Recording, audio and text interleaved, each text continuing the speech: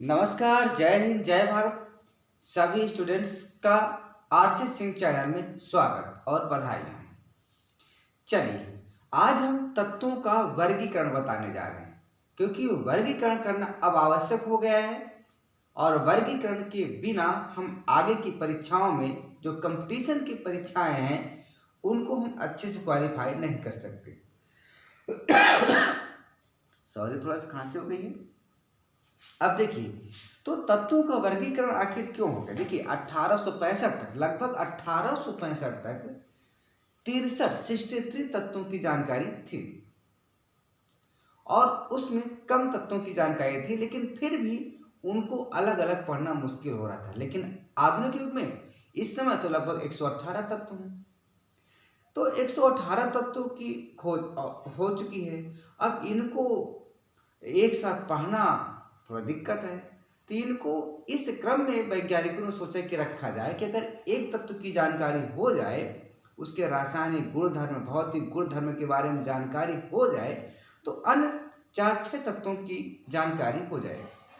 और इसी को लेकर के डिस्कशन करते हुए कई वैज्ञानिकों ने तत्वों को व्यवस्थित करना शुरू कर दिया और बाद में धीरे धीरे कई वैज्ञानिकों के प्रयास के पश्चात जो सारणी बनी उसको आवर्त सारणी कहते हैं, जिसको हम आधुनिक आवर्त सारणी के रूप में जानते हैं। तो आधुनिक आवर्त सारणी है, किस प्रकार बनी, उसका विकास कैसे हुआ, ये हम बताने जा रहे हैं। बहुत इंपॉर्टेंट है, इसको बेसिक से जानिए, क्योंकि बहुत ही क्वेश्चन पूछते हैं, रेलवे की परीक्षा में भी पूछते हैं। जो हमने आज पहला टॉपिक से लिखा है, डोबेराइनर का त्रिक नियम। तो सबसे पहले एक वैज्ञानिक थे डोबेराइनर, उन्होंने एक त्रिक नियम दिया और त्रिक नियम के आधार पर उन्होंने रखा। नियम क्या दिया कि यदि समान गुणधर्म वाले तत्वों को उनकी परमाणु भार के बढ़ते क्रम में रखा जाए, तो जो बीच वाला तत्व होता है उसका परमाणु भार शेष दो तत्वों के परमाणु भारों के औसत के बराबर होता है। तो मैं लिख दूं पहले, फिर देखिए। इनके अनुसार समान गुणधर्म वाले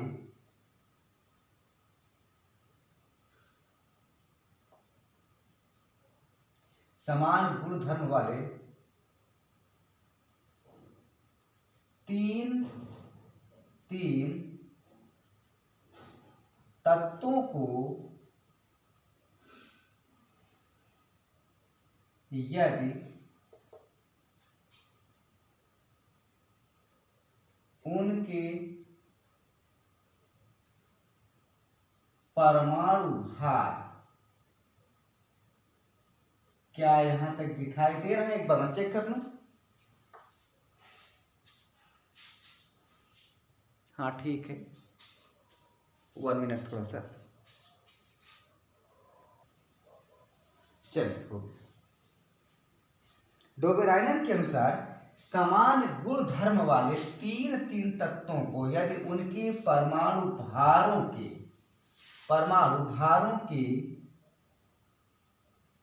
आरोही क्रम में रखा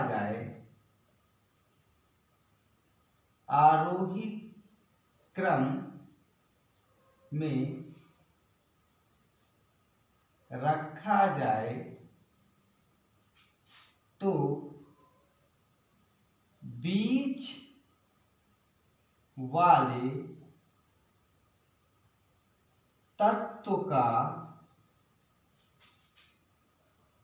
परमाणु भार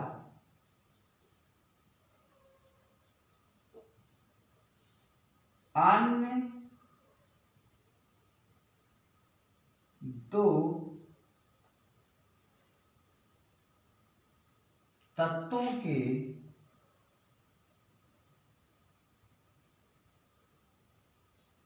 परमाणु भारों के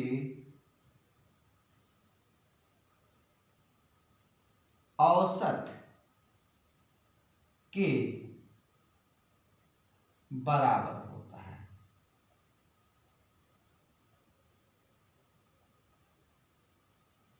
ये डोबेराइनर साहब ने कहा। उन्होंने ये कहा कि यदि समान गुण धर्म वाले तत्वों को उनके परमाणु भार के बढ़ते क्रम में या आरोही क्रम में रखा जाए तो जो बीच वाला तत्व होता है उसका परमाणु भार शेष दो तत्वों के परमाणु भारों के औसत के बराबर होता है। फॉर एग्जाम्पल देखिए आप, एग्जाम्पल के रूप में जैसे देखिए 3 तत्व थे, एक समूह में रखा गया था, लिथियम, पोटेशियम एंड रुबिडियम। ये एक ही वर्ग में रखा गया था, एक ही कॉलम में रखा, एक जगह रखा गया था। लिथियम का जो परमाणु भार होता है वो होता है 7, ऊपर लिखो इसको क्योंकि परमाणु भार को ऊपर लिखते हैं। पोटेशियम का जो परमाणु भार होता है 23 और जो रुबिडियम का परमाणु भार होता है वो 39, इतना होता है। अब यहाँ ये देखा गया है कि जब इनको बढ़ते परमाणु भार के बढ़ते क्रम में रखा गया है, परमाणु भार के बढ़ते क्रम में रखा गया है, तो इसका और इसका यानी पहले और तीसरा इन दो तत्वों का जो परमाणु भार है इनको जोड़ दो और जोड़ करके 2 का भाग दे दो तो वही तो औसत होता है। चलो देखिए 7 + 39 बटे 2 ये किसके बराबर है? देखिए 9 7 16 एंड 1 4 यहाँ 2 ये होगा 23। ये किसके बराबर है? ये आपको जो 23 आ गया ये बराबर है किसके? बीच वाले तत्व के परमाणु भार के। तो ऐसा रूल इसमें आया है, इसलिए इनको हम कहते हैं त्रिक नियम भी कहते हैं और इनको हम त्रिक तत्व भी कहते हैं। दूसरा एग्जांपल देखिए, दूसरा एग्जांपल जैसे कैल्शियम जिसका परमाणु भार होता है 40.08 और दूसरा होता है आपका स्ट्रांसियम, इसका परमाणु भार होता है 87.62 और तीसरा आपका होता है बेरियम जिसका परमाणु भार होता है 137. ये लगभग 34 होता है। ये होता है आपके कैल्शियम, स्ट्रांसियम और बेरियम। अब अगर हमें बीच वाले तत्व का निकालना परमाणु भार तो पहले और ये बेरियम, कैल्शियम और बेरियम को जोड़ करके 2 का भाग आप दे दीजिए। तो यहाँ आप क्या करेंगे जरा देखिए, यहाँ निकालेंगे आप 40.08 प्लस 137.34 बटे 2 तो क्या हो जाएगा? 8 4 12 3 1 4 पॉइंट लगाओ 7 0 7 3 4 7 और 1 1 ये हो रहा है बटे 2 भाग दे देंगे तो क्या हो जाएगा? 2 8 16 1 बचेगा, 2 8 16 1 बचेगा, 2 7 14 2 कम 2। ये देख लीजिए ये लगभग बराबर है। आपने क्या किया है, इन समान गुण धर्म वाले तत्वों को एक साथ रखा और ये देखा बीच वाले का परमाणु भार अगर निकालना है तो इसको और इसको यानी ऊपर वाला और नीचे वाला यानी बीच के ऊपर और बीच के नीचे वाले जो तत्व हैं उनके परमाणु भारों को जोड़ करके 2 का भाग दो अर्थात औसत निकाल लो तो आपका लगभग यहाँ पर स्ट्रांसियम का परमाणु भार आपका निकल चुका है। एक और होता है इसी प्रकार जैसे क्लोरीन जिसका परमाणु भार होता है कितना होता है? 35.5। दूसरा क्लोरीन के बाद फ्लोरीन होता है ब्रोमीन जिसका होता है ब्रोमीन का होता है लगभग 80 और इसके बाद आता आयोडीन का होता है 127। ये अब अगर ब्रोमीन का निकालना है तो ब्रोमीन का निकालने के लिए क्या करेंगे? इसको यानी देखिए 35.5 प्लस 127 बटे 2। अब चेक करिए कितना आ रहा है। चेक करेंगे तो क्या होगा? यहाँ पॉइंट लगाकर 5 कर दो, 7 5 12 हासिल आए 1, 3 2 5 1 6 और यहाँ पर 1 यहाँ बटे 2 कर दो। अब भाग दे देंगे तो कितना आ जाएगा आपका, ये नियर अबाउट आ जाएगा 2 8 16, 2 1 कम 2, 2 दूनी 4, 2 पंचे 10। आप देख लीजिए ब्रोमीन का 80 है, लगभग 80 इसके पास आ रहा है, 81 आ रहा है, इसलिए इसको भी हम क्या कह देंगे, इसको हम कह दे सॉरी यहाँ पर जाएगा, कहाँ जा रहा है यार, जहाँ भेजना वहाँ नहीं जा रहा है। यही होता है पढ़ाई के समय, जहाँ भेजो वहाँ बच्चे नहीं जाते हैं, पहुँच जाएंगे पिकनिक मनाने। तो देखिए इस प्रकार से ये आपके तीनों तत्व और ये तीनों तत्व और ये तीनों तत्व क्या कहलाएंगे, त्रिक तत्व कहलाते हैं। और ये डोबे-राइनर का त्रिक नियम है। उन्होंने क्या कहा, फिर से सुन लीजिए कि समान गुण धर्म वाले तत्वों को उनके परमाणु भार के बढ़ते क्रम में रखा जाए तो बीच वाले तत्वों का जो परमाणु भार होता है वो पहले और लास्ट यानी अन्य 2 तत्वों के परमाणु भारों के औसत के बराबर होता है। इसको त्रिक नियम कहते हैं। लेकिन देखिए ये तो हो गया, बहुत प्रयास किया, लेकिन पता है केवल 9 ही ऐसे तत्व मिले, केवल 9 ही तत्व ऐसे मिले जो त्रिक नियम का फॉलो करते थे, त्रिक नियम को अपनाते थे, त्रिक नियम में लागू होते थे। बाकी अन्य तत्व ऐसा प्रदर्शन नहीं कर पाए, इसलिए डोबे-राइनर का यह नियम फेल हो गया। इसके बाद आए वैज्ञानिक, कौन आए थे इसके बाद, वैज्ञानिक न्यूलैंड, और उन्होंने न्यूलैंड अष्टक नियम दिए थे। तो चलिए इसका स्क्रीनशॉट लीजिए पहले आप लोग।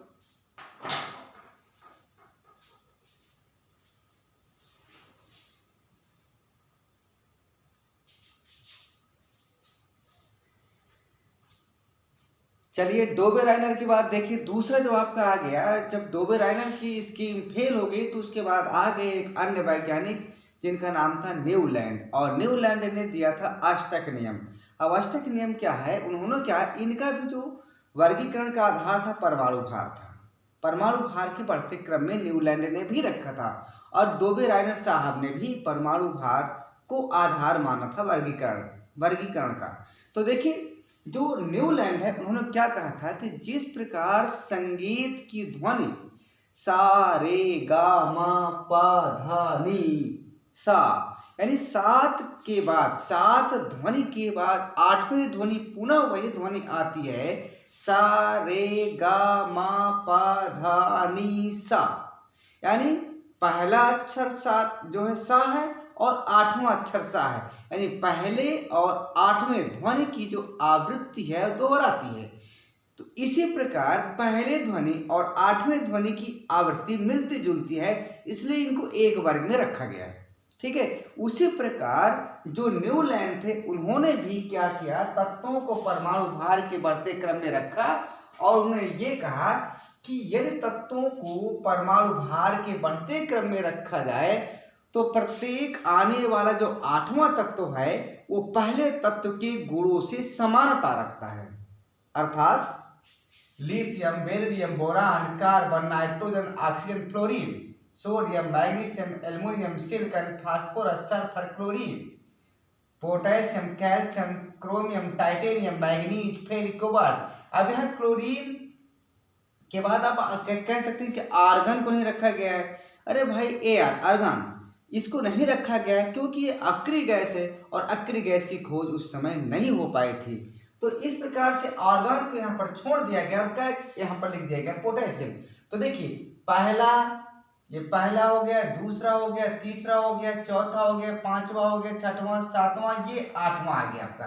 तो ये जो 8वां तत्व सोडियम है, जो 8वां तत्व सोडियम है, ये लिथियम पहले तत्व के साथ गुणों में समानता रखता है।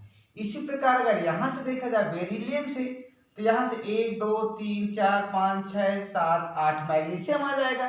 तो बेरिलियम मैग्नीशियम से समानता रखता है, बोरान एल्युमिनियम से समानता रखता है, कार्बन सिलिकॉन से समानता रखता है, नाइट्रोजन फास्फोरस से समानता रखता है, और ऑक्सीजन देखिए यहाँ से, अगर यहाँ से देखते हो तो 1 2 3 4 5 6 7 8 ऑक्सीजन सल्फर से समानता रखता है। तो इस प्रकार से हर एक आने वाला 8वां तत्व पहले तत्व से गुणों में समानता प्रदर्शित करते हैं, और 8 के बाद आता है, इसीलिए इसको अष्टक नियम भी कहा जाता है। ठीक है, तो ये आपके न्यूलैंड जो वैज्ञानिक थे, इन्होंने न्यूलैंड नो अष्टक नियम दिया और क्या लिखे, तत्वों को उनके परमाणु भार के बढ़ते क्रम में रखा जाए तो आने वाला प्रत्येक 8वां तत्व प्रथम तत्व के गुणों से समानता रखता है, इसी गुण को न्यूलैंड का अष्टक नियम कहते हैं। ठीक है, अब देखिए ये बात तो रही अष्टक नियम की, लेकिन इसमें भी बहुत सी कमियां हैं। पहली कमी क्या थी, देखिए कमियां लिखी, क्या है लिखी, कमियां लिखी। पहला, इस समय केवल 56 तत्वों, केवल इन्होंने 56 तत्वों के बारे में बताया था। 56, केवल 56 तत्वों के बारे में, 56 तत्वों के बारे में यह गुण दिया था, यह गुण बताया था। पहला चीज, अरे भाई 56 तत्व के बारे में क्या है, अरे नियम वही सार्वजनिक होता है, वही लोकप्रिय होता है जो हर एक को सभी पर लागू हो। लेकिन यहाँ पर न्यूलैंड वैज्ञानिक साहब ने केवल 56 तत्वों के बारे में बताए थे, बाकी के बारे में नहीं। और जो अक्रिय गैस मिल रही थी, नोबल गैसें मिल रही थी, उनके बारे में भी कुछ नहीं बताए थे। इसलिए यहाँ पर फेल होने का एक महान रीजन ये भी है। दूसरा पॉइंट क्या है, दूसरा पॉइंट ये है, नए तत्वों के लिए कोई जगह नहीं दिया था। नए तत्वों के लिए, नए तत्वों के लिए कोई जगह नहीं दिया, कोई जगह नहीं दिए थे। ये भैया अक्रिय गैस आ गई, जैसे यहां पर आप क्लोरीन के बाद क्या आता है, आर्गन आता है, लेकिन आर्गन को यहां रखा ही नहीं। तो दूसरा नियम यह था फेल होने का। तीसरा नियम क्या है यहाँ पर, तीसरा नियम ये था, यह सिद्धांत केवल कैल्शियम तक लागू होता है। यह नियम केवल कैल्शियम तक लागू होता है, कैल्शियम तक लागू होता है। यह नियम केवल कैल्शियम तक ही लागू होता है, क्योंकि कैल्शियम के बाद आने वाला जो 8वां तत्व है, उसका गुणधर्म पहले वाले तत्व के गुणधर्म से नहीं मिलता जुलता। केवल कैल्शियम तक तो सही है, कैल्शियम तक तो सही है, यानी कैल्शियम 1 2 3 4 5 6 7 8, मैग्नीशियम है, मैग्नीशियम कैल्शियम समानता रखेगा। लेकिन अगर आप फिर सोचे उसके बाद कि एल्युमिनियम क्रोमियम से समानता रखेगा, तो संभव नहीं, होता ही नहीं भैया। अब यहाँ पर देखिए सल्फर, क्या सल्फर फेरिक से समानता रखेगा? अरे सल्फर क्या भैया, धातु है, फेरिक धातु है। ऑक्सीजन क्या है, गैस है, और यहाँ पर फेरिक क्या है, धातु है। तो यहाँ ये इस गुण में मैचिंग नहीं हो रही है, इसलिए सबसे फेल होने का कारण यही है। तो यह रहा आपका आज आपका, यहाँ पर लिख लीजिए एक और नियम, ऑक्सीजन और सल्फर के साथ फेरस यानी फेरिक लोहा को रखना। क्या नीचे तक दिखाई दे रहा है, एक बार मैं देख लूं। ठीक है, ऑक्सीजन और सल्फर के साथ फेरिक को रखना, फेरिक को रखना सही नहीं था, सही नहीं था। यहां पर देख लीजिए भैया, फेरिक क्या है, धातु है, ऑक्सीजन सल्फर क्या है, धातु है, इसलिए फेल होने का एक यह भी रीजन हो गया। इस प्रकार से कई कमियों के कारण न्यूलैंड का अष्टक नियम भी फेल हो गया। तो आज के वीडियो यहीं तक, कल फिर नया वीडियो आपके सामने प्रस्तुत होगा, और आवर्त सारणी जब तक खत्म नहीं हो जाएगी तब तक अनवरत चलती रहेगी। अगर अच्छा लगा तो लाइक करिए, शेयर कीजिए, सब्सक्राइब कीजिए। शुभ रात्रि, जय हिंद, जय भारत।